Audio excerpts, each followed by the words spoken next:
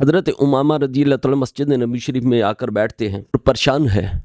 میرے آقا حضرت امامہ رضی اللہ تعالیٰ کو دیکھتے ہیں اور دیکھ کر آپ فرماتے ہیں کہ امامہ کیا بات ہے، آج بہت پریشان نظر آ رہے ہیں.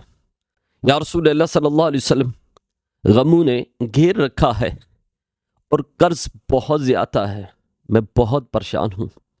میرے آقا نے فرمایا میں تمہیں کوئی دعا نہ بتا دوں جو تمہارے غم بھی دور کر دے، اور اگر احد پہاڑ کے برابر بھی تیرے اوپر قرضہ ہو وہ سارے کے سارا اتر جائے گا.